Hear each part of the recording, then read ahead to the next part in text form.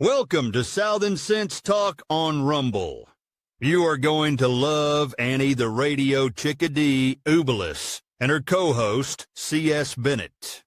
You'll find them live here on Fridays from 2:30 p.m. to 4 p.m. Eastern Date Time. Check out their website at Southern Sense, as in commonsense.net. It's that easy, southernsense.net. So sit back and relax. They're informative, fun, irreverent, and politically incorrect. You never know where they'll go, but you'll love the journey.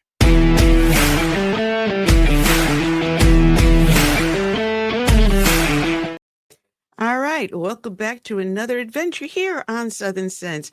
I'm your hostess with the least mostest, Annie the Chickadee, along with my co-host, Curtis C.S. Bennett. Good afternoon, Curtis. We got so much going on. Oh, my God. We got ourselves some jam-up guests.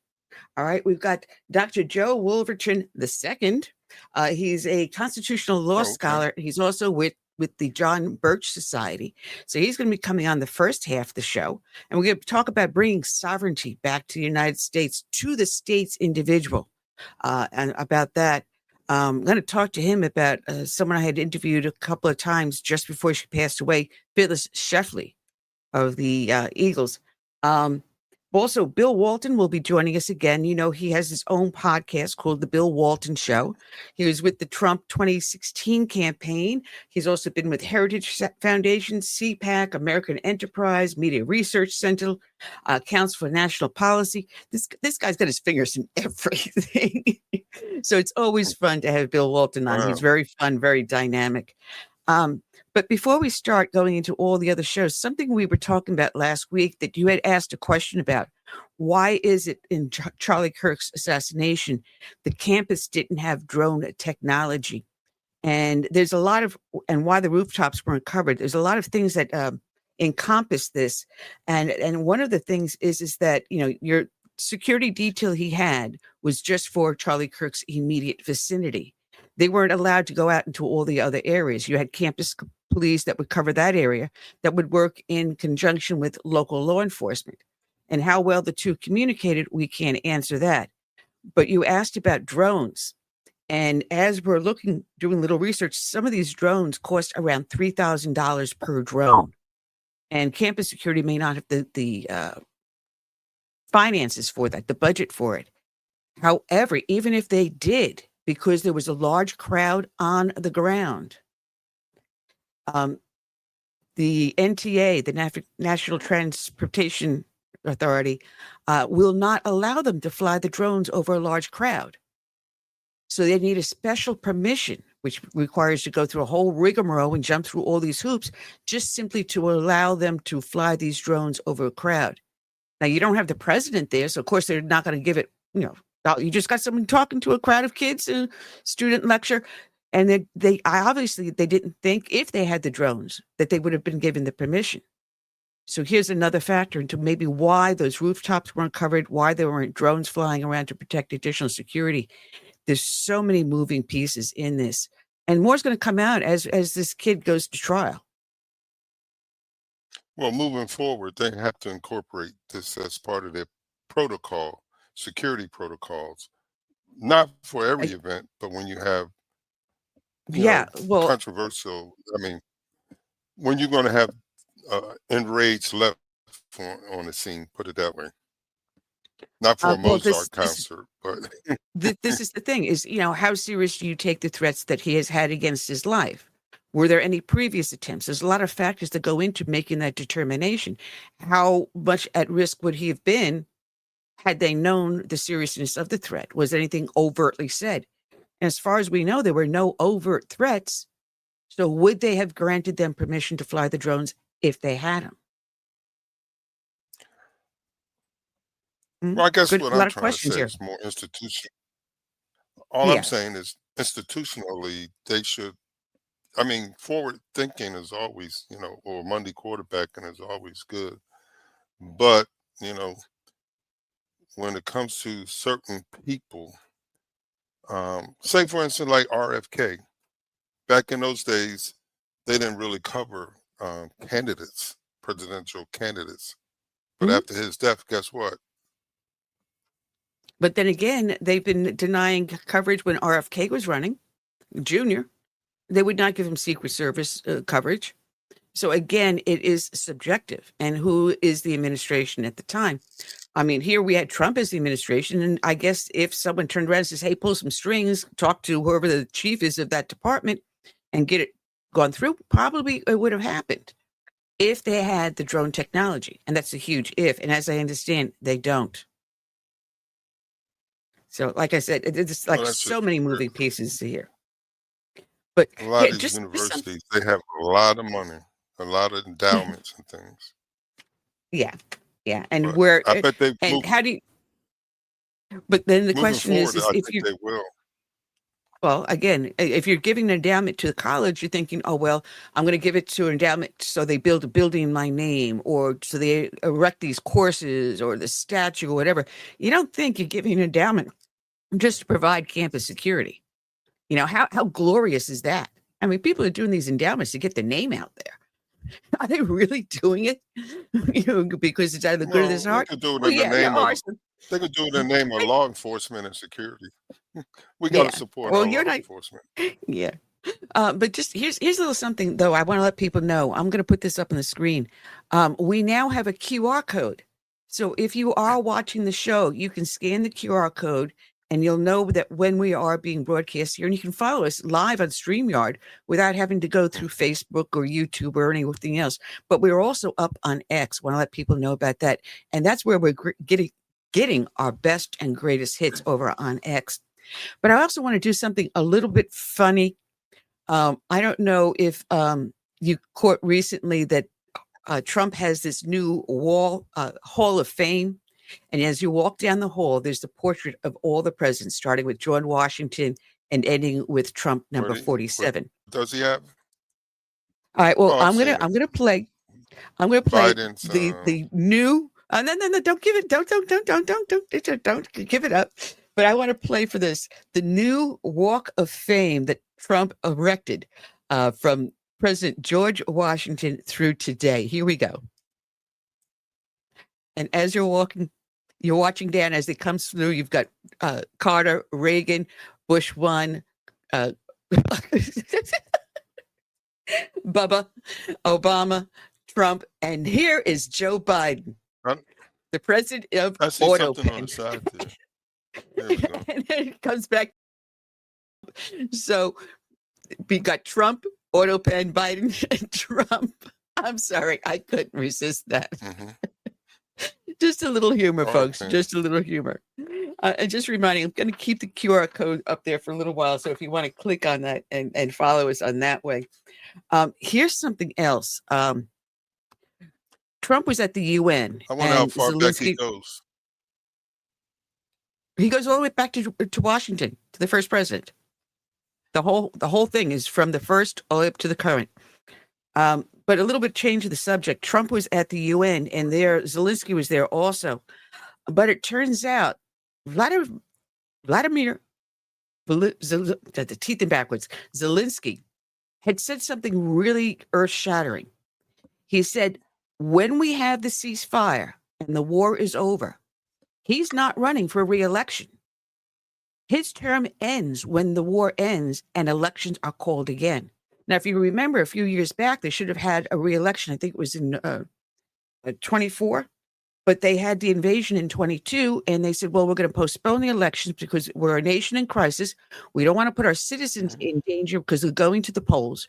We're going to postpone it until this war is over, and then we'll hold elections. He's keeping his promise. He's saying someone else is going to step in as a peacetime president. And considering the animosity between Zelensky and Putin, I think this is really does say something to the heart of President Zelensky. Well, what's your thought? Curtis is shaking his head yes. Some people have speculated that this guy was keeping the war going for as long as it's been going so he can stay in this position. I think it'd be nice that he leaves once the war is over, but when will that be? That's the thing. Well, it's open-ended. This article right now. This article I'm looking at is in the his true motives are. Well, again, this article is in the Epoch Times just yesterday by Gary Birchall. And Gary writes, Russia has often questioned Zelensky's legitimacy as a leader because of the lack of elections. And he has also been criticized by U.S. President Donald Trump on the issue. However, during the more than 3 years of the war, Zelensky has maintained a high level of public trust. And a poll at the start of September by the Kiev International Institute of Sociology showed that 59% of the Ukrainians trust their president. He also enjoys the trust of many European leaders. And Zelensky was part of the attendance at the UN General Assembly that Trump addressed. And he told the assembly, we are now living through the most destructive arms race in history. Ukraine doesn't have the big fat missiles dictators love to show off in parades, but we do have drones that fly up to 3,000 kilometers. We had no choice but to build them to protect our right to life. And following the meeting, he sat down with Trump, and he believed that Kiev could recapture all of its lands taken by Russia, which currently holds about 1/5 of the country, that it should act now with Moscow facing its economic problems. But he's saying that once there is a ceasefire and the war is over, you have an election. He's not running for election because a new person comes into a peaceful Ukraine. That says a lot for his love of country.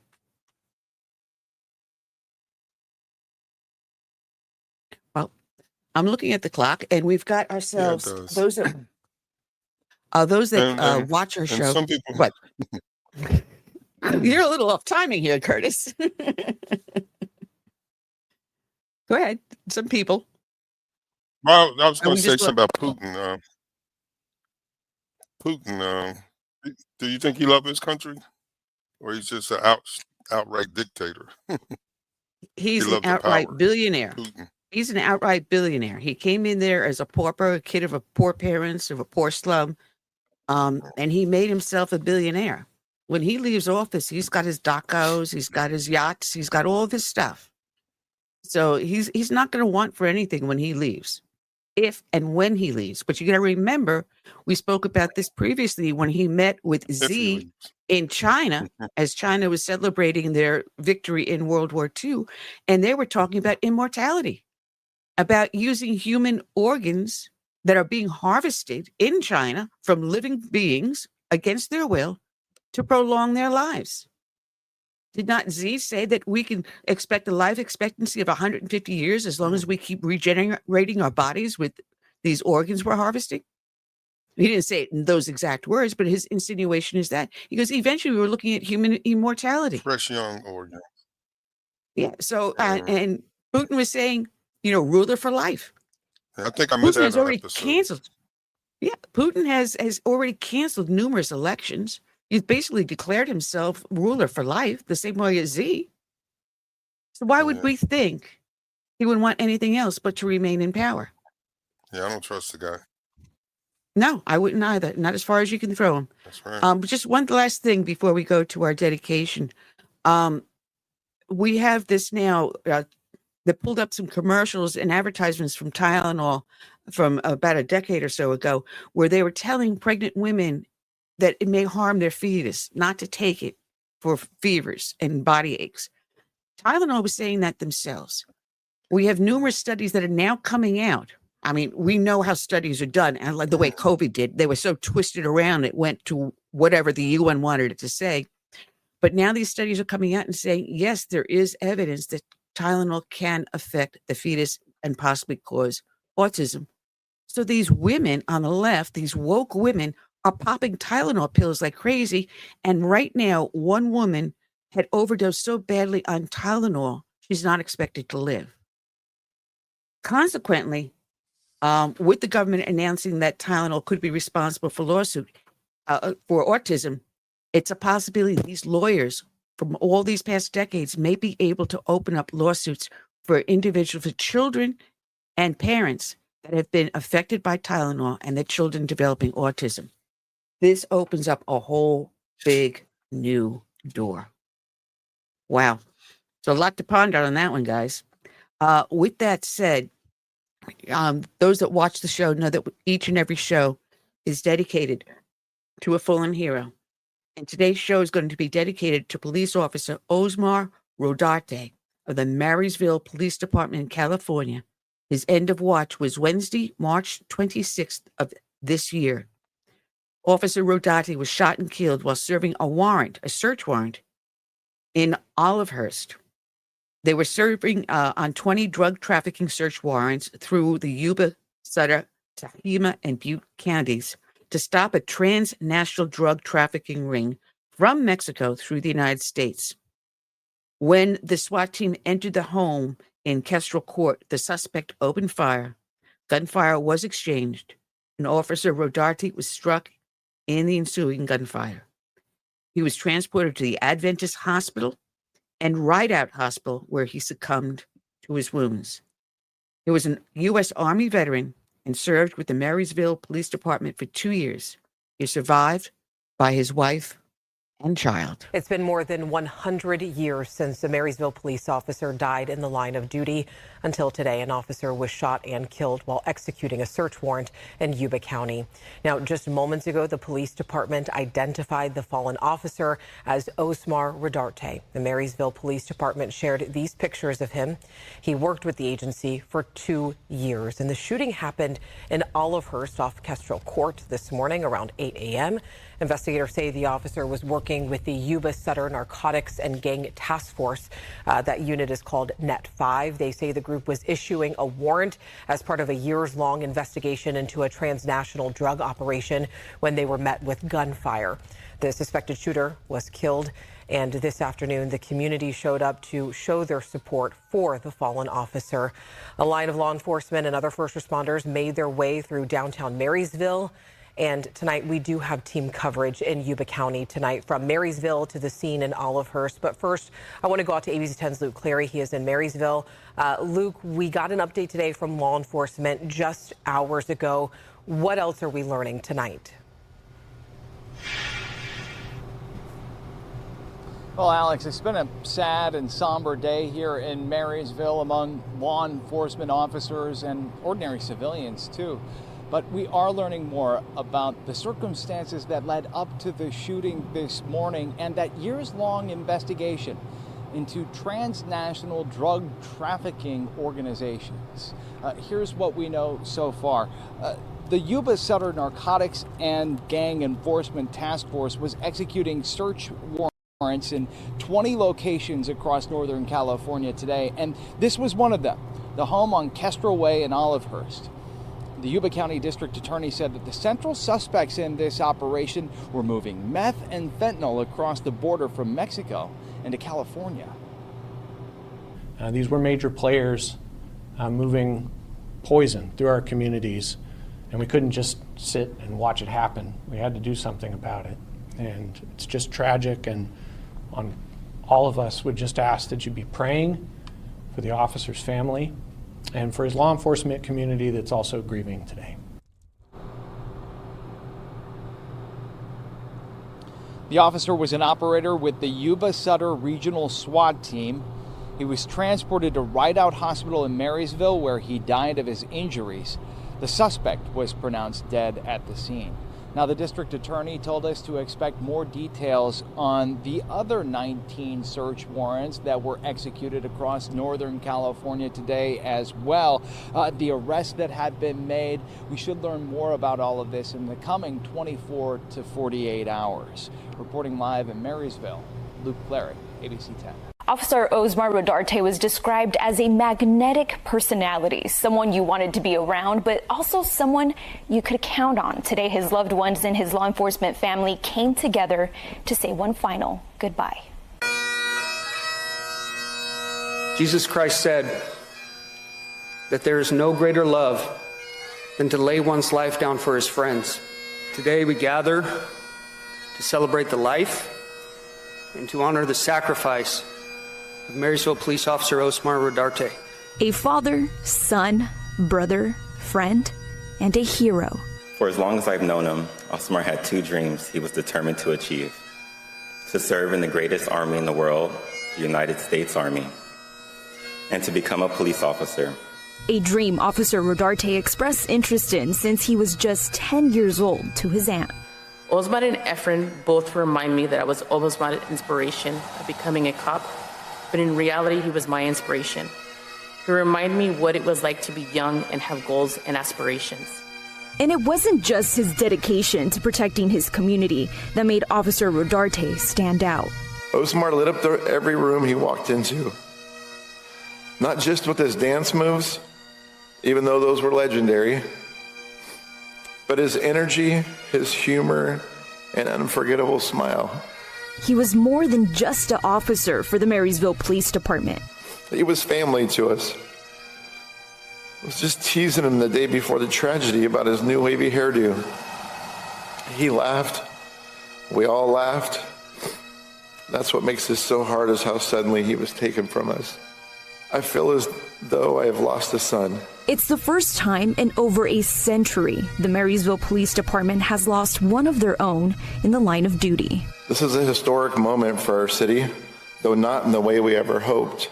But behind the pain is an army of people with unwavering support. That a community, a real community, when one goes down, we all hurt together. Grieving together, but also healing together. His legacy will guide us. His strength will inspire us. And his memory will never fade. Rest in peace, brother. You served with courage. And you lived with joy.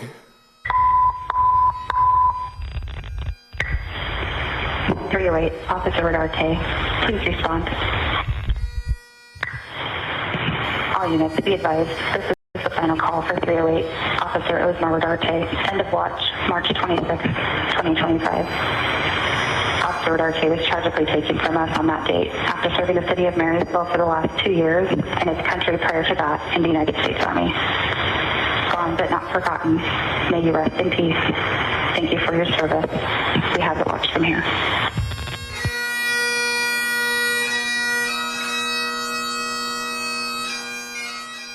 An emotional ceremony for his loved ones today. Officer Rodarte leaves behind 2 children, and for ways to help the family, you can visit our website, fox40.com.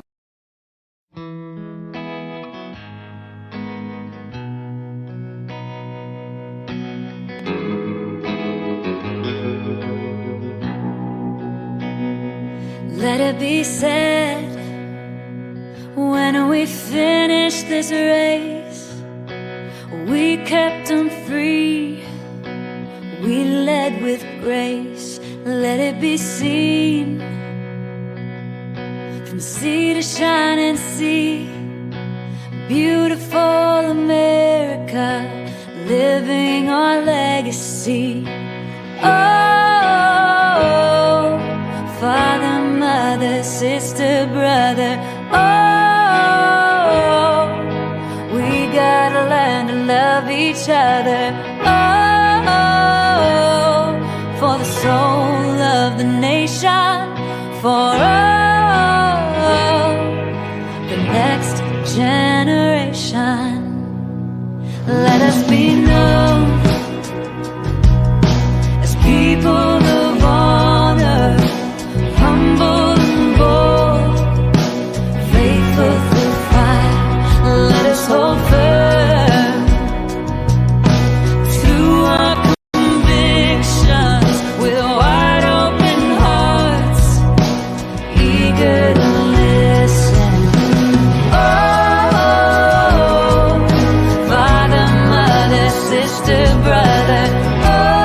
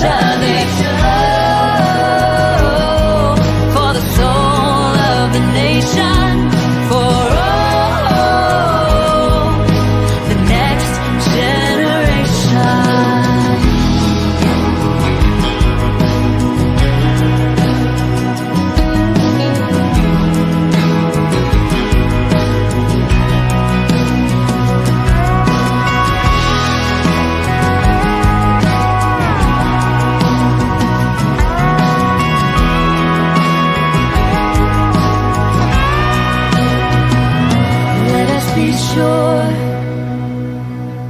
when our time has come, we gave them hope, we made them strong.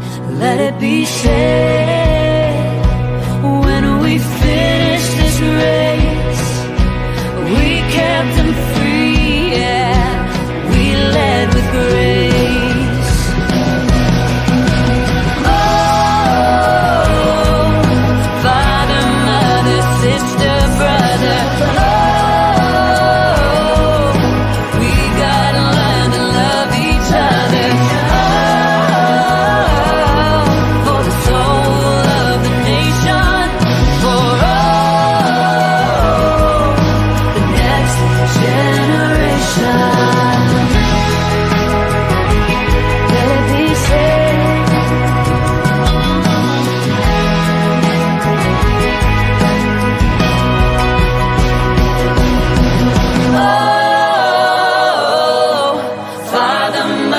Sister, brother, oh, we gotta learn to love each other, oh, for the soul of the nation, for oh,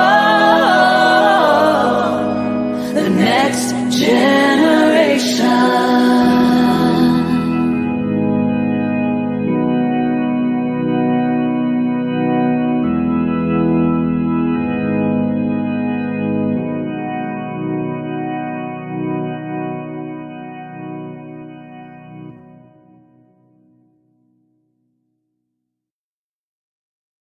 All right, and we're back. You're here watching Southern Sense live. We're up on X, which, matter of fact, we're blasting it away on X, as well as Facebook, LinkedIn, YouTube, Substack, Rumble, our homepage with the southernsense.net. And we do have, I do believe, let me double check, we are back up live on our page. Yes, I figured it out. I got it fixed. So we're back live on southernsense.net. All right, we made it. We're somebody now. We're back up on X. All right, let's bring into the show the one, the only, Dr. Joe Worthington II. How are you with the John Birch Society? Matter of fact, I just posted on X to the John Birch Society that we're live here. Nice, very good. Yeah, I'm sure they'll get there. Very active on X, John Birch Society. We're very pleased with we finally got monetized over on X, and so we're very active over there, and we're grateful for any publicity we can get. That's for sure. Welcome to the show. Thank you, sir. Appreciate you. Welcome. Absolutely. I wanted to figure out where to start with you because, there's so many bad rumors about the John Birch Society. And I remember it in the 60s and 70s being thrown into a lot of the hippie songs, the John Birch Society. That's right. Yes, my memory goes back. The gray hairs are showing, but not that badly. Well, I had this sort of same kind of experience, but my experience was a little bit different in that, my the doctor who actually delivered me, I tell people I'm from Memphis because that's easy for people to know where that is, but I'm really from a tiny little town outside of Memphis, and the doctor that delivered me was a member of the John Birch Society. So my dad used to say that the first mortal hands that touched me were John Birch Society hands, and so right outside my little town, there was this doctor and his partner. He had two partners in his little practice there, and they had erected right as you drive into town one of those huge 1960s billboards, "Get us out of the UN and the UN out of the US." And so and my parents, I grew up with my parents being, involved with the John Birch Society. So I always had a positive experience until I went to college and then heard people, talking smack about it, and I heard the Bob Dylan song and a faithful follower of Brother John Birch and all of that, and so that was my first experience of people having a negative outlook on the John Birch Society. Well, it's funny because I'm slightly older than you. A little bit. I'm not saying how old, but let's put it this way: one of my high school papers going into the bicentennial. We were told by our teacher, and God rest her soul, Jean Sadlow, to write a paper that is reflective of your ideals and dealing with, our founding fathers' principles. Right. And believe it or not, the person I chose was Henry Cabot Lodge. Crikey. Wow, that's quite the So choice. That's quite the enigmatic choice, to be sure. You'd think James Madison or George Washington, and you went after Henry Cabot Lodge. That's interesting. It's very niche, yeah. for sure. Well, as I tell people, I was born a Christian conservative. My genes will not go any other way. That's right. Right? You couldn't help You may yourself. try to change my gender through, mechanics, but you Defied you, can't yeah. change the genes. That's right. That's And absolutely right. she was absolutely flabbergasted as to why. And I remember one time they used to remember as kids used to go with these little UNICEF cups and get Oh, yeah. pennies when you Oh, went yeah. trick or Yeah. treating. Of course. And something came through one of the New York papers at the time about how the money was being spent. And one of the things my father always had us do is the Long Island Press, the Newsday. We would sit down and read it every day. Okay. My brother delivered the Long Island Press, and he did it so well, I ended up with the route. There you go. You But on inherited Sundays, his route. That's cool. on Sundays, it was the New York Times when it was the old gray lady, as it should have been. That's right. Yeah. And as I was reading the articles, I'm going, wait a minute. How many of these kids and how many of these pennies are they collecting? And how is it really being used? And as I was delving into now the Birch Society website, it struck me how poignant it is that you're coming on here at this point in time. Trump went before the UN and said what he said with all of his little guffaws with the escalator and the teleprompter and the wrong translation going through. And I said, well, it just brought back all the memories of what I was thinking about when I did Henry Cabot Lodge, because he was opposing the League of Nations, which is a precursor. Yep. It did nothing to stop the war from occurring in World War II. And yet they came up later on with the League of Nations. And of all things, to really show you how my memory bounces back and forth, when Bob Hope did his UN movie, and we knew him to be a Republican conservative, I'm going, what the heck are you thinking, Bob? That's for sure. That's for sure. Yeah. If you study that, that's one thing that I ended up studying just sort of as a kid, kind of like you were talking about how you just were drawn to Henry Cabot Lodge. I remember thinking that World War I and World War II are so intricately connected that anybody who could see cause and effect would have seen that World War I would lead to World War II if you followed what was going on. And I remember being like a kid, being like a freshman, 14 years old or something, and thinking when my teacher had assigned us to do, what led to World War II. And I remember thinking that these organizations, it seemed like even in their origin, they weren't designed to prevent war. They were meant to facilitate war, in the sense that they were meant to facilitate making it easy to redraw the globe according to some socialist, some Marxist dream. And you see that that's what happened, because then when I started studying, I'm like, well, World War I easily foreseeable led to World War II. And then that easily foreseeable led to the Cold War, because we just sat back and let Russia take, Berlin, et cetera, and march through and have Poland and have Romania and have all of these things. Baltic I'm like, states, the right. Baltic And I'm like, states, Estonia, Lithuania, and Latvia. Right. And I'm just like, was all this on purpose? It had to be on purpose, because no one makes that many critical mistakes in a row. And so it made me that's what set me, like to say, wait a minute, man, all this stuff that I was raised on when I was really little, all the John Birch stuff, that stuff making sense. And today, our CEO, one of the things he's pushing is "we told you so."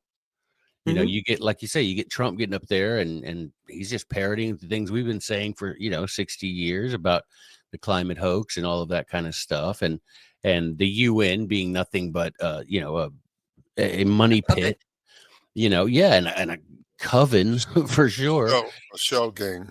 Yeah, yes, sir. Exactly. Yeah, exactly. A shell game, and which is funny because it's at Turtle Bay, but the Turtle Shell Bay. But yeah. So anyway, and all of these things that are happening, and you see over and over again that there really has been no conspiracy theory, so to speak, that hasn't been borne out. And you've got some pretty popular people. You got Ron Paul and Steve Bannon and some of these guys coming out publicly and saying, well, the John Birch Society had it right this whole time. And that's, it is, how could you say it? It's, it makes you feel good to be able to say, we've been trying to warn you, because you want to be someone who warns people. If you know something bad's going on, you want to be, love your neighbor, and you want to warn your neighbor that something bad is happening or about to happen. But there's no joy really taking in saying, I told you so, because that's what you say after the tragedy has happened and it could have been avoided. And so we're hopeful that going forward, the things that we're talking about now with the whole digital, one of the things we're focusing on is digital ID, the gender, the DEI problem. We're hoping that these things that we're focusing on will get people to say, okay, wait a minute. If they were right about this other stuff and seemed a little before their time, maybe the same thing's happening now, and they're right about this stuff and just happen to be a little bit avant-garde, so to speak. Well, just to show the way my mind works, I used to peruse the high school library, and as well as the village library, and I came across like J.R. Tolkien, Isaac Asimov, C.S. Lewis. So I mean, yeah, and I those were my introductions. But when it came back to something that's been happening really recently with AI, and I've been saying this now, I think, for the last 5 years, it's Isaac Asimov, iRobot, coming to life. Oh, yeah. And it is scaring the bejesus out of me. You have people committing suicide because AI is telling them to do that. People that are, when the AI is taken away from them, it's as if a spouse died or a child died. Yeah. They are so bereft. We have built a society where we no longer have human interaction the way we had as kids. You don't go out and play ball and tag and hug your friends and run and play and interact and have family gatherings. I never see kids. I never see kids in my neighborhood. I live in a little town, and we live in a little subdivision. And I know for a fact that there's, several, I've seen the kids getting in and out of the car and stuff like that. But when I was their age, we were out back playing ball. We were riding bikes till it was dark. We were, I never see any of that. And it could be, and I'm not saying that they're, bad people. What I'm saying is it, what's that famous line? Has the world changed or have I changed? Which is it? Is it their parents keep them inside because they're afraid of what's out there? Or, are they afraid of what's out there because they never get out there and find out that it's not as scary as they think it is? And I don't know the answer to that, but I do know something that, you brought up this and it just now clicked in my head, talking about memories clicking. In Aristotle, in his book Politics, in book 6 of Aristotle's Politics, he mentions, and this just clicked in my head, he mentions that one of the things that he says that the tyrants will do in order to destroy a commonwealth, he says one of the things they'll do is keep people from interacting with each other, break up the community. And it's curious, he says, break up the community and make it, and they'll try to make it where mothers are strangers to their children. Yeah. Now, public schools think about, right there. Yeah, if you think about that, exactly. You got public school, and you've got really ever since COVID, you've got everybody being so insular, right? We don't even go in restaurants. We drive up and they bring it to the curb. Walmart doesn't stay open. You don't go out and go to Walmart. People just don't do that. You see people, every one of those delivery spots are filled at Walmart and every restaurant. And that just really started to take shape during COVID when, we were quote unquote forced inside. And I think you're right. We're seeing the echoes of that now carry on. The ripples, that giant stone was thrown in the water, and those ripples just keep flowing out from it to where we've become so insular. We don't know. I told someone this morning in an interview I did. I can't name I can't tell you the first names of all my neighbors. I have about 6 neighbors in this area. I can't tell you all their names, right? Well, and I said, say, I don't think they would know. Out of 1, 2, 3, 4, 5, 6, out of the 6 houses that are around me, I know the first names on 5 out of the 6. That's Because really I make good. sure I do that. So Yeah, now I see you're on the West Coast. No, I'm in Memphis. Well, I see Western Islands Publishing. That's Oh, why I'm Western thinking. Islands is the name of the publishing arm of the John Birch Society. Oh, okay. That's what we call it. Yeah, after a But then you're in Memphis, which is now the crime right. capital Yeah, of the world. We got the So there national you go. park. You got Yeah. the liberalism there. I'm in the great state of South Carolina. Nice. I love it. I was just there on a speaking tour, as a matter of fact. Oh, well, next time you got to come through because I still run a tea party here. Oh, nice. Believe it or not, for 16 years. I'm trying to think of the names. I was in 5 different towns there in South Carolina. Yeah, I trying to think of the names of them. I can't even remember. They just put me in a car and drove me around. I don't even remember the names of the towns. I know my mom's family comes from Kershaw, and so I went out there to see like where they were from, but they left in 1830. But I went out there to see that, and yeah, South Carolina is lovely. Love South Carolina. Well, if you came along the coast, you're anywhere near Hilton Head, you're near me. What's that? What'd you say, Mr. Ben? I didn't hear. Are you in South Carolina as well? No, he's in Florida. I am in Florida. Okay. But I was going to say, I attribute a lot of this antisocial behavior, even within the families, to the technology we have. Mm-hmm. Like you say, people have orders brought to them. You got, you have businesses such as DoorDash and others where you just make a phone call and your order be brought to you. And it's so on a family trip. Yep. And you got people on their phones and nobody's talking to each other. I mean, no, if they don't have TikTok, they have no friends or society. And that's what they're centered on. And again, I bring back Isaac Asimov, iRobot. You also have HAL, the computer in 2001 Space Odyssey. That everything that like we a predict. person. Yeah. Yeah. Everything that we were seeing before, that never happened. It is happening here today. You even try to do a search on the computer and all of a sudden AI pops up. Oh, yeah. I don't want someone to tell me what I'm looking for. I want to find it. And I want to learn from both sides. So I know where I come with my informed opinion. But Joe, would you mind if we bring our other guest on? I think if we get a 4-way conversation with this, it would be absolutely fantastic. We've got the one, the only, the man about town, Bill Walton. Good afternoon, Bill. How are you today? How do you like that intro? Oh, you got no sound. You gotta unmute yourself, Bill. Okay, now I've got an unmiked mic. Yeah, that I've. And you're more professional. Could I hear that again? That was really, that was good. We'll stoke the ego here. Yeah, that's what we'll do. We'll stoke the ego. My mother, God rest, she would have liked that.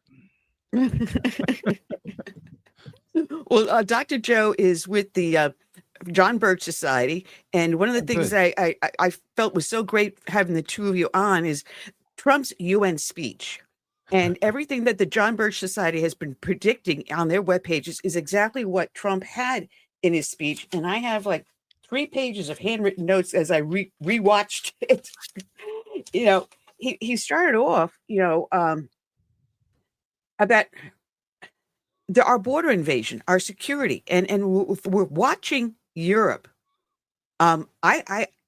I can't even call it an invasion, a border invasion of other countries. I'm calling it the second invasion of the Moors. If people bring their history back to the 1200s, where the Moors came through Europe and took over Spain, Portugal, France, England, and they tried even going up into Russia, where you see a lot of the churches and everything have Moorish architecture because of the influence. The Knights of the Templar Knights were born because of the Moorish invasions. Cervantes, who wrote Don Quixote, was enslaved by the Moors, who wrote a book about that afterwards. I mean, this is history repeating itself because we didn't learn the first time. Instead of being able to protect our heritage and their nationalities in Europe and other nations, they're subjugating themselves to Islamic Sharia law. Well, I think that part of that is attributable to the fact that we don't learn history anymore. We're taught social studies or something like that. And because if you taught history, you learn to see patterns and you're taught to be able to, it's like the historian Polybius, he said, if anyone can understand the concepts of cause and effect, if they read my book, he says, they can predict the future of any country. And it's true because in his histories, you see the same things happening over and over and over in history because the people failed to learn from the past, right? And when they did learn from the past, you have Plutarch who said, the whole purpose, he said, for me writing these lives of these eminent Romans and Greeks was so that y'all could find good examples to follow and bad examples to avoid. But we don't. You could go. I think you could probably go down here to the University of Memphis, and you could take a professor of American history and ask him what he knows about Plutarch, and I don't know that you wouldn't get a blank stare. But that's on purpose. But you could take a 9-year-old James Madison who was taking notes in Greek on Plutarch. And, it's like that famous Joseph Sobran quote where he says, we used to study Latin and Greek in college, and now we study remedial English. And that's true. And that's who we are now. And so we don't learn these critical lessons of history that we otherwise could learn. And I like to point the finger at schools, but the fact is it's mom and dad who are dropping those kids off at those indoctrination camps every morning. Those kids ain't walking themselves there. Let's get Bill to jump in on this one, because one of the things I say, especially when I'm dealing with my tea party that I still run, I said, politics starts here in your local town, your village, or whatever. If you don't pay attention to it here, it seeps upward, which it has done. And Bill, we have abrogated our responsibilities of our children to the government, and now they can barely even read and write when they graduate. Well, we have to remember the public schools were started by the elites back in the late 1900s under, John Dewey and some other progressive people like that. And the whole point of the public schools was social control.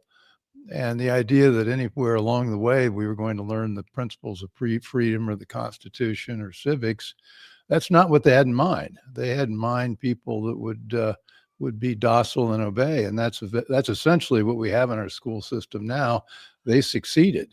And so, as Trump dismantles the Department of Education, he's going to end up fighting an uphill battle because if you look at the rest of the country, the non-elites, 80% of us think that parents should be in control of schools. If you ask the elites, I think there's some poll that Steve Moore, my friend, was talking about today. You ask the elites who should be in control of schools, they'll tell you, well, the existing people, school boards, the curriculum people, and they like it just fine. So we're gonna have to take it back. And I think I think my belief is they're probably not going to be able to reform any of these schools. We're just going to have to start our own.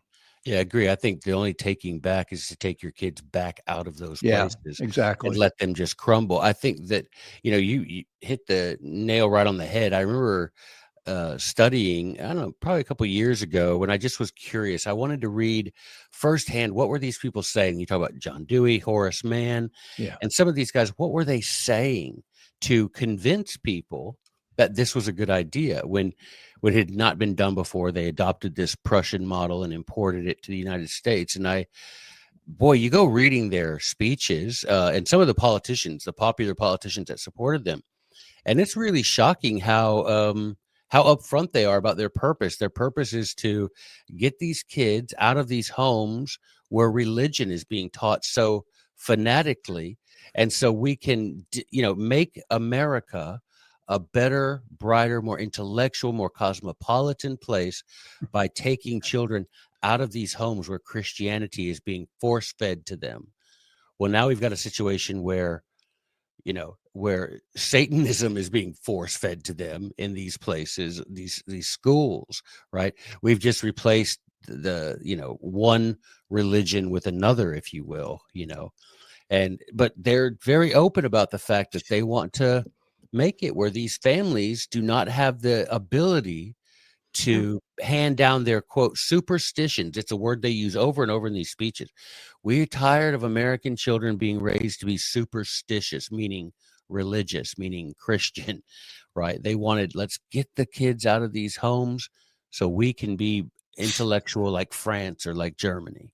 And they're very open about it. And it's remarkable that these speeches don't get more traction. But I think, like Mr. Walton said, I think even if they did, even if we showed every parent at a public school these speeches and what they said, I don't know that the population of the school would be reduced any at all. I think they'd shrug it off or say something like, well, I'll deprogram them when they get home. Well, remember, the parents were brought up in the same Right. schools. It's been what, 5 generations? That's the problem. It's now generational, because they're saying anyone graduating after 82, it has a lower score and everything else. But I would say it started long before that, because I remember when you went to school, you had a school prayer, and then you had the Pledge of Allegiance. Now, all of a sudden that changed somewhere along the way in the late 60s, early 70s. No, it's a moment of silence and then the Pledge of Allegiance. And by the time I graduated, they were saying, well, you don't have to stand for the Pledge of Allegiance. And then it came, you don't say the Pledge of Allegiance. And we have been doing this for, all right, that's 80 years that I can know of. Yeah, I'm not that old. Yeah, those guys were preaching that in the 1880s. So, you had Woodrow Wilson bringing in the change, where it brought in more liberalism and the German philosophy, which gave us birth to the kindergarten, which was, I'm sorry, that was Hitler's brainchild. But this is what the indoctrination, you get the children and then you can mold the society, which is what we're finding that Charlie Kirk was battling, that we are all battling. And to take people and say, you've got a chance to bring your life back. You don't have to listen to these idiots up there. There is another way. And I think Joe, you probably the founding father that wrote this, but was it John Adams that said that the Constitution could only be properly understood and used to govern by a Christian nation with the morals? And what they're doing is they've separated those two things, and now the Constitution, sure, lo and behold, nobody. It's no longer a guiding principles, because we've gotten rid of the rest of the moral argument, which is from Christianity. Well, you have someone like Algernon Sidney. Someone like Algernon Sidney that the founding fathers quoted. They called him the apostle of liberty, and he said, just look around. If you want to know if your society is capable of self-government, look around and see how many organizations lack virtue, how many organizations are devoted to promoting vice in your society. Boy, you look around, and he says, and you will know that if you have a society where there are, a multiplication of societies devoted to promoting vice, that society is prepared for destruction, because a virtuous society would never allow themselves to be ruled over by tyrants. And so if you look at our society, how many organizations exist solely to perpetuate vice in this country? There's innumerable. Yeah. Well, Chris, I was just going to bring something over, because one of the things I wanted to bring was we're talking about how people are trying to change our society and change our nation. We have now the call for a con underneath Article 5 of the Constitution. Well, that's not the same as a constitutional convention, which is to amend the Constitution because there's a fault in it, which we have done throughout the life of this nation, which next year will be 250 years. It was supposed to be narrowly done, and yet we're still pushing for the Article 5 convention, which could be a runaway convention. I've talked to some of the people that were promoting it about 10 years ago, and I would say, well, how are you going to control it? And they said, well, we're going to have an itinerary that we're going to stick to, and anyone that doesn't do that, they're going to get kicked out. And these are the only things that can come before, and anything else is going to be thrown off the floor. And at the time I was doing this, God bless and God rest her soul, Phyllis Schlafly. I had the pleasure of having her on the show twice. And matter of fact, it was just a couple of weeks before she passed away, and how she was talking about opposing the con, which the John Birch Society does agree with. So, Bill, what's your thoughts on this? I think a convention, a congressional or a constitutional convention would be a catastrophe. There's no way. I mean, given all the violence we've experienced just in the last couple of years from the left and Democrats, there's no way they're going to have a dialogue among people to sort these issues out. And so I think it's a non-starter from the very beginning. And it was Charlie Kirk said, it's not like we've become an atheist nation, we've become a pagan nation. Mm-hmm. And we've got all these other gods that people are praying to. It's the environment, or it's transsexuality, or whatever. And so that a pagan society is not going to construct a constitution very effectively. I mean, you name me one politician, maybe one. I could think of Thomas Massey, who I would maybe trust sitting in a constitution. There's no James Madison today. Well, There's no George Washington. Rand Paul would probably do okay. Rand Paul would do a so good would job. Mike Lee. Yeah, Mike. Yeah, there are a few, but there are a couple of to think that there's a 55 of these guys, and the thing that about COS, the Convention of States people that are the big promoters, the thing that I think is so curious is that they know that they're wrong, because if you go on their website, they don't mention the text of Article 5 because they know the text belies all the things that they're saying that aren't true, right? They say that the Congress has no role. Look at Article 5. Congress has an enormous role in this process. But also, like they claim, and they're correct in this claim, that politics is just eaten alive with corruption, with moneyed interests and corruption. Well, why are those moneyed interests and corruption, if there's going to be something as powerful as what the founders would call plenipotentiary, all powerful, if there's going to be something like a constitutional convention, why would these moneyed interests, the Soros, the Gates, the Bezoses, the Clintons, why would they suddenly be hands off this process? They wouldn't suddenly grow virtuous and decide to say, do you know what? We care so much about the Constitution, so much about this republic, that we're just going to allow this process to happen without our influence. That's rubbish. They're going to be buying seats at that convention, and they're going to be buying influences. And it's like Barry Goldwater said in '79 when they were talking about it. He, on the floor of the Senate, he said, you'd come out with a constitution that would look nothing like the one we've lived under for over 200 years. And the republic could not withstand whatever the product would be. And that's simple fact. I mean, that's just to someone who studies it with an impartial eye. As a thought experiment, think about what they'd come up with if they did have a constitution. In the first place, all the rights would come from the government. Like Tim Kaine said, right? God. Yeah. So the basic governing structure would be completely turned on its head. Precisely. Oh yeah, I mean, Tim Kaine sat there in Congress and said, "Your rights do not come from God; they come from the Constitution." Wasn't that my Senator Tim Kaine that said that? Yeah. Yes.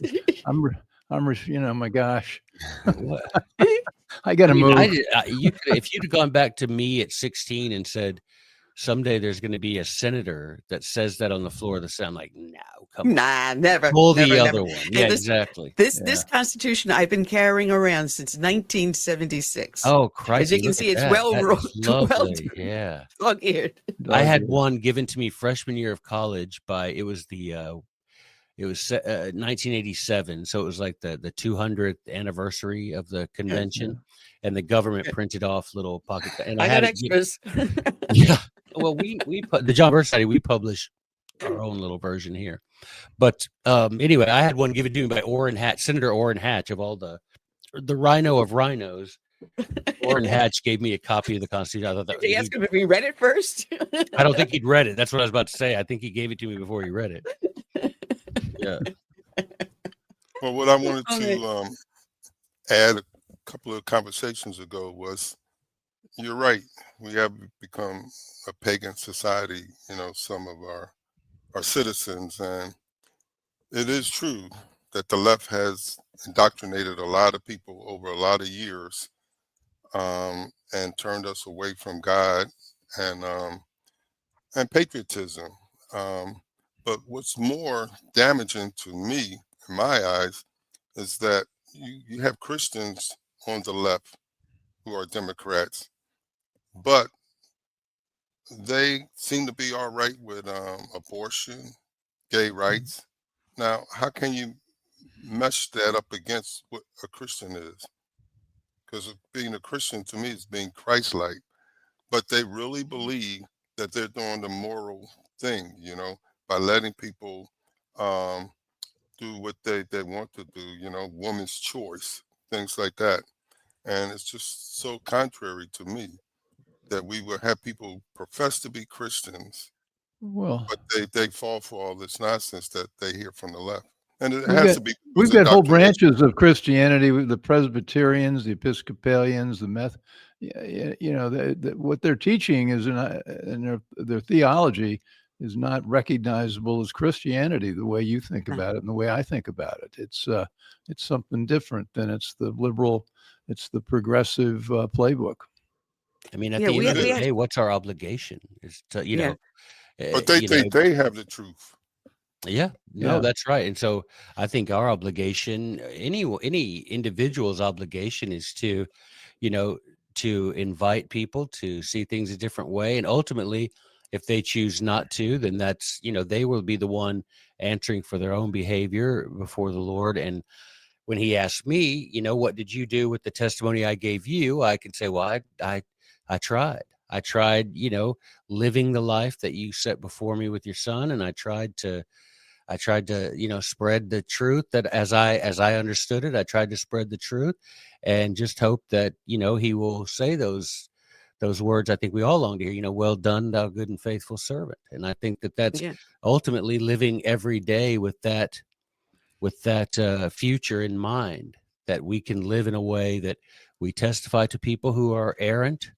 We try to improve our society because that shows we love our brother, which is, the second great commandment. But don't you feel that there's I feel there's a rebirth of Christianity that's happening? And there is. There is. The United States has gone through the awakenings, the early 1830s, 1840s, and then there was another one earlier, I believe, and the Great Awakening. And it seems like you look at Charlie Kirk's service and the people engaging in Christianity and as part of that. And I think there's a lot more of that happening than we're ever going to find about on TV. Yeah, they're not going to publicize it for sure. No, they're not, because this last election, we know the groups of 18 to 30 young men, especially Black young men, turned to Trump and voted for Trump. We're finding in churches that are more adherent to the word of Christ rather than some of these others, as you mentioned, the Episcopalians, which my church had a big decade-long battle with, because I ended up born Roman Catholic, but I went Anglican. And we split because we wanted to adhere to the word of Christ and not the mutilation of it. We're seeing people returning, and I'm hearing time and time again, it's young men. It used to be the women would drag the men in there kicking and screaming, but now it's the other way around. The men are returning. We have spent the last decade or so telling men that because of your white privilege and your maleness, you should be ashamed of yourself. You owe us, you are now a second-class citizen compared to anyone else. And I'm sorry, if you're a white female, you're part of that group. Don't you know that? Yeah. So they basically took away young men's identity and masculinity, and they're feeling it. So why do we have so many transgender men trying to become women, creating these violent acts? I mean, you're finding time and time again, because they've lost their identity growing up. They are now having mental crises because they don't have an identity. They haven't been raised by their parents. They're raised by the state. They have no social skills. So what do they turn to become the next best thing on TikTok? Bill? Well, I know we have a president of the United States who agrees 100% with you. And one of the, we know what he's done with the border. We know what he's doing with energy, but he's also really pushed back hard on woke culture and pushing back on on identity, allocations of goodness, depending on your race, skin color, et cetera. And I think, just like Christianity, I think the pendulum swung so far in that direction. I think we're going to see a lot of changes, and it's going to be coming from these young white men and white women. Yeah. What I hope is that it need not necessarily be about race, but more about culture, more about the kind of society we want to live in, and just forget about this, race, class distinctions, and just treat us all as equal. as the word goes, do unto others as you would have done unto yourself. Yeah, it's and, right there. We don't have that. We have now, and Trump is going after the investigations into Antifa and any other of these radical groups, and who's funding it? He's following the Benjamins. And one of my favorite sayings, just follow the Benjamins. Now, you look at an Antifa riot, they're all wearing the same uniform. They're all carrying the same placard. And where do they get these expensive gas masks that suddenly pop out of someone's trunk? Money has to be coming from somewhere. And if he's labeling it as a terrorist organization, and you got the left all up in, oh, you're going to now, what was the word I was trying to think of? It was something like you're now you're just setting aside this thousands of Americans that associate with Antifa. I'm sorry. I haven't seen Antifa do us. Quick. Marginalizing. Thank you. Thank you is the word that I was trying to think of. Yeah, but, if we don't do this, how are we going to regain our society to expose the rot that's behind it? You have to. I think you have to identify, and I think this is one of those lessons that we're going to learn in this whole third great awakening. I think we're going to have to identify people with whom we share basic principles, and we're going to have to unite together, and we're going to have to exercise political influence equal to our numbers. But that requires us to be involved, and not just at I don't know that many of us have the money or the influence to make any difference in DC. But I do know for a fact that most of us, were we to get involved in local and state politics, we can exert an extraordinary amount of influence, but it's never portrayed to us as a priority, right? If you look at TV or if you listen to podcasts, it's all about politics in DC, who's doing what in DC.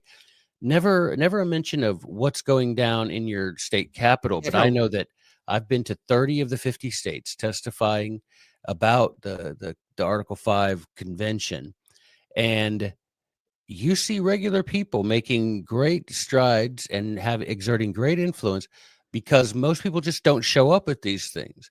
And so I tell people, I say, if you want to feel confident in your abilities to make true inroads into political policy, turn your back on that swamp and turn your focus towards your state capital, because you will see that you united together with like-minded people, y'all can have an extraordinary amount of positive influence on your state government, which is where you can find people, state legislators, who are willing to refuse to cooperate. As James Madison wrote clearly in Federalist 46, he said, if you find the government of the United States doing things it ought not do constitutionally, then it is the obligation of the state to refuse to cooperate. Exactly. Yeah. And that's but you got to find those state legislators. You got to educate them. You got to show them this stuff. And then you talk about influence. It's a powerful thing to feel success breeds success. Yeah. And Bill, one of the things that gets me really crazy when someone says we're a democracy. Now, we just recently had Constitution Day. And I was reading articles of people going out, volunteering to do Constitution Day. And every single one of them says the books the kids have talk about the democracy and the global world and the one world people, driving me crazy. This is not what our founders wanted for us. We're a constitutional republic, are we not? Well, they studied every government in history when they put together the Constitution, and this notion of democracy leads to majority rule and tyranny without the checks and balances. And Greece, which is the home of democracy, was a very interesting illustration of that. They had wars, the Peloponnesian War, and if you were a Greek general and you went out and fought which Ithaca or Sparta, whichever one, and you lost, if you went back to Athens, well, the people would vote to have you executed. there was no due process. It was just the will of the people. And I think that's, I think a democracy can be a worse tyranny than a dictator, because at least with a dictator, you know where it's coming from. Yeah, Madison said they're always violent in their end. Yeah. Democracies are always violent. And you talk about the founding fathers having studied all the, James Madison, right before the convention, made a study of confederacies, ancient and modern, he called them. And one of the ones that he liked to mention was Lycurgus, the lawgiver of Sparta. And Lycurgus was the guy who wrote down Sparta's first written constitution. And it's the story is apropos of what you're talking about, because he writes this constitution, and one of the Spartans come up to him and say, Lycurgus, you could have given us any form of government, and why didn't you give us democracy? You gave us this mixed government of monarchy and representation. Why didn't you give us democracy? And he said, and Lycurgus famously responded, if you like democracy so much, go practice it in your home. And that drove it right home. None of us. The wife rules. The wife rules. Sorry or about the that. kid. Back then you got 7, 8 kids. What? We're going to Disneyland every day. We're eating pizza you know what I mean? If you like democracy, practice it at home, because it doesn't work. And it's always, a race to the bottom. And as Madison said, and you can study history, every democracy has ended in bloodshed. Every one of them. Mm-hmm. So Republic, Constitution. Yes, it works. It works. You try it. You got to try it sometime. Right. Try democracy at home if you're such a big fan. Well, you will never hear a Democrat say Republican or Republic. No, you never will. You never will. And I think I think it suits them well, that term, because they're about tyranny. They're about all those things, oppression. It's funny because I would go to work, and during my break, I'd pull my book out to read, and it was either Shakespeare or I had Plato's Republic in front of me. It's like, what are you doing? I want to make sure I know what we're standing for. As I said, I grew up with this in my genes, and I'm watching our world change day by day. And Bill, as you said, politics is local, and having had this Tea Party that I've been running now 16 years. A number of years ago, we had a school board and a school superintendent that were absolutely worthless. They wanted to have one of the school board members, because they had, I think they were short one person or had one extra on there, having said 2/3 of vote. So I went to the school board meeting, and I sat directly opposite the school superintendent, and I had a sign that said, I'm not a 2/3 person. So when I handed him my business card that had the podcast and the Tea Party information, he just took it, flipped it up in the air, and I laughed, and I said, I'm somebody now. I'm somebody. Yeah. But we worked. We did. We changed our school board. We changed the school board chair. We changed the school board superintendent, and we did it in our county. And what we did spread to the other counties. And now South Carolina today is #1 in the nation in education, because we can do it from the grassroots up. We've got a fantastic school board state superintendent, Ellen Weaver, who's going back to classical education. She's what was the catalyst for that? Did you have a leader that we had to change minds? How did that happen? We just rallied the parents. We rallied the parents. We rallied the voters. I remember going door to door to get an individual onto the ballot to go onto the school board. We just took the grassroots. All the groups here in my county got together, and so we have something to work for. It took us about 10 years, but we did it. We did it not just here, but we did it statewide. It works. That's what. Yep. Success breeds success. You just got to go from strength to strength, as the Bible says. And just when you have, when you just bring these other people into the fold, and they start having that, what I call the zeal of a convert, and they start wanting to spread this new knowledge that they have, this old, pouring old wine in new bottles, as it were, and they get this zeal to spread it. And I've seen it. We did the same thing when I lived in Arizona. We had a grassroots movement to keep it where kids didn't, in public school, kids didn't have to take those standardized exams. We just told parents, these are the sorts of things, because, if you've ever been to one of these schools, these tests that literally say, do not copy down any of these questions. That these questions are not to be shared outside of the classroom, because when you look at some of these questions, you're shocked. Yeah. What would you do if you knew that your mom and dad had an arsenal of weapons in your house? Would you think it appropriate to tell somebody?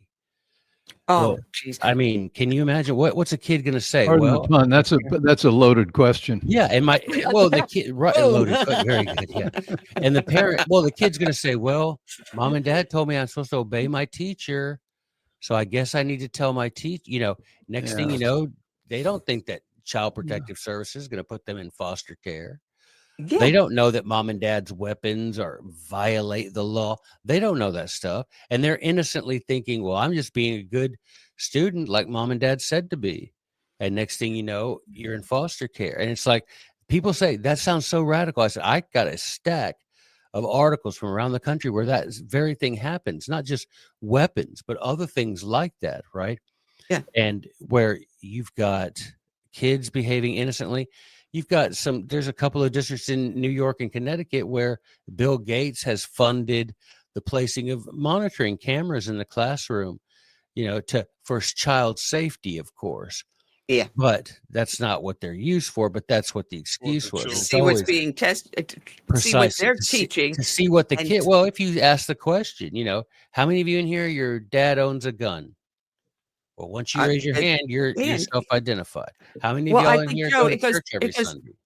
It goes a little bit further to that, Bill. I caught recently there was a school district that wanted to start to give psychological tests to preschoolers. Sure. To test them psychologically. Now, the child is not mentally developed, at least not mentally developed to the age of 25. Right. But now you're going to turn around and do a screening on these children who are just looking to adults for approval. So if you give an answer the adult is not happy with, the kid's going to change the answer. It's going to change their mental evaluation. And now that mental evaluation will carry that child through the rest of their life. Yep. And now you'll be denied access to credit, to being able to own a firearm, to where you live, what type of education you get. Because as a little 4-year-old, you may have said something that the adult didn't think was an appropriate answer. That's scary, Bill. That is very scary.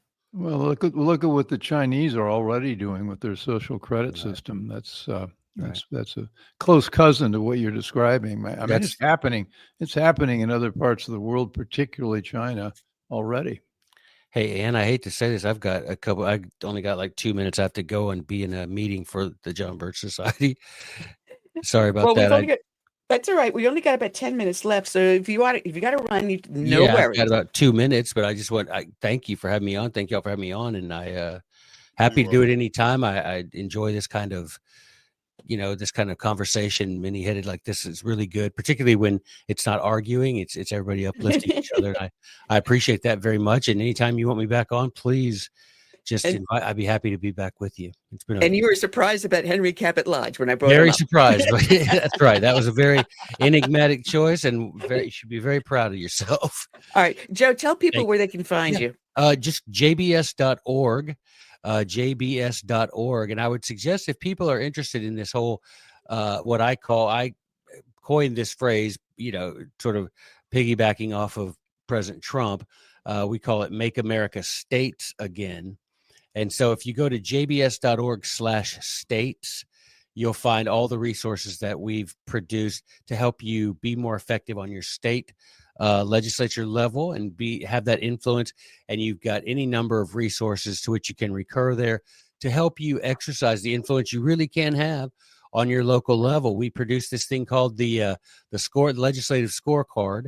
And you can you put your address in. It'll tell you who your state legislator and state senator is, and it'll print out 10 of their votes and tell you whether they're voting with or against the Constitution. And I'll tell you, in my experience, I take this, and every time it comes out, every new legislature when it comes out, I take it to my senator and my rep, my state senator and rep, and show it to them because I've got 2 Republicans, and my senator gets about a 60% constitutional fidelity score. That's not good. And so but it does motivate them. They realize that, wow, people are actually, because I'll just take a big stack of them and put them in different businesses that I know the owners are friendly, and they'll just pass these out. And then you go to a town hall meeting with your state senator, and you've got 50, 60 people saying, hey, how come you voted this way? So jbs.org/states, and you can get all that information and show the political power that you really do possess. Well, Joe, thank you for joining us. Yes, ma'am. God bless and all the hard work you do, sir. Thank you. God bless all y'all as well. Thank you. All right. All right, we're back, Bill. But there's so much he says, because we just had a recent county council meeting, and I got on a tear on something that they were bringing up on an amendment alteration. And boy, we stopped it. It means a lot of local action really means something. I was the forefront of killing a sales tax just this past election, and I did it 3 years prior. So, we can get the grassroots together, the local people with like-minded, and get action moving. Well, it's it's great you're doing it. We need about 50, 60 million more of you to join the ranks of the activists. But we're seeing young kids now. We're seeing young kids with the Turning Point USA, with the loss of Charlie Kirk. At last count, I think it was like over 60,000 chapters we're looking to form. I mean, that's phenomenal. The amount of youth that are now flocking to it and proud to be able for once to say who they are, what they stand for. Hey, did you see Trump's speech to the United Nations? Oh, I got 3 pages of handwritten notes here. Wow. What do you want to know? That was fantastic. I mean, it was, he told, it was also fun when nobody's ever been that blunt with him. And he was telling him like it is. And when the camera would pan to the audience, they were all sitting there with unbelievable looks on their faces and arms folded. And I was watching some of the reactions. It's like, oh my God. And they're like, oh no. And it's like, they're trying to turn their heads. Like, you don't want to be caught on camera. Yeah. But it's funny. He was really talking about, he's all about make America great. And one of the two big things that is part of that is his energy policy and oh goodness, climate. I guess climate's is part of it, and then and the illegal migration is the other one. Yep. And China, Europe has a worse climate group of Nazis that are really causing Europe economies to shrink, and their available electricity is going down by 15-20% in the last couple of years, and they've completely opened all their borders, and they're getting taken over by the Muslim nations, and it is. It's really sad to see Europe go that direction, but he was in effect giving them medicine that he's been giving to the United States. It was almost like the speech could have been "Make France great again, make Germany great again, make Spain great again." And I think if you took a pin out of Europe and got rid of Brussels and the EU and let all these states go back to sovereignty and their own culture, I think it would be a massive win for freedom. Yeah, well, it would be. He did. Go ahead, Curtis. He did tell them, "Hey, look, I tells it like it is," and Trump can be blunt. And it was great. I like it. Yeah, it was absolutely great. But as I call it, it's the second invasion of the Moors, and this time they're far more successful than the first time. Is it not?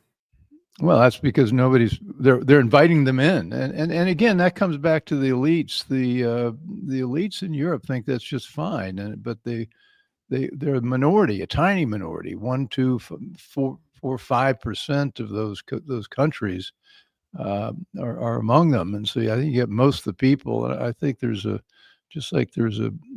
burgeoning freedom movement here in the United States. I think it's also happening in a lot of countries in Europe. I think. Hopefully people will push back. And the only problem is, I understand that the populism they've got there is just sort of, a kind of a socialism. They just want more good stuff from the government. That's not a winning more formula. Free stuff. Well, we just saw the recent protest over in England. where they finally turned around and they were actually honoring Charlie Kirk in their protest. That has been going on. Oh God, I forgot his name now. Tommy. I've had him on the show in the past when he was with EDL. Little brain farts today. But there is a burgeoning movement across the globe. But I was predicting this many, many years ago, where we saw that the Muslim jihadists were being trained in communist Moscow. We saw then the control through Iran. We saw then China coming through with their bridge and road projects, seeping through. When we lost Afghanistan, that was a perfect corridor border for China to reach through into all the other Muslim nations. They are now united for a one global rule. And that's what the whole thing is. The end is the one global rule, to kill the United States. And then just, you have this sector controlling there, but there's going to be one central government. What? UN? The UN already wants to do arms control with us. They're already trying to put police stations within the United States. And the UN actually has no power over us, but we're allowing them to do it anyway. I would say, as you say, get the UN out of the United States. I don't know, send it to Switzerland and deal with them, because it would fit right into Switzerland. Yeah, Geneva. That's where it should be. There's a lot of like-minded people there. I'm glad you used the term united, because when I think about the United States, it's been a long time since we've been united on anything. I think the last one was 9/11 and the 2 world wars. I mean, even Vietnam, we were divided. Yeah. It's funny because I'm looking down to our last 2.5 minutes. Boy, this whole show is going so fast. Oh my goodness. But Bill, where can people find you? Because you have your own podcast, which is fantastic. About that. Probably the best place right now is the Bill Walton Show, the Bill Walton Show on Substack.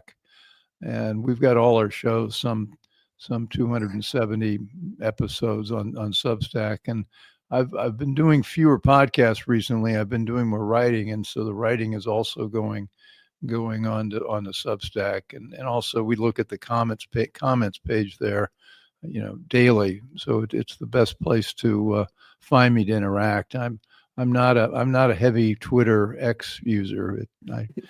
In fact, it makes me crazy, but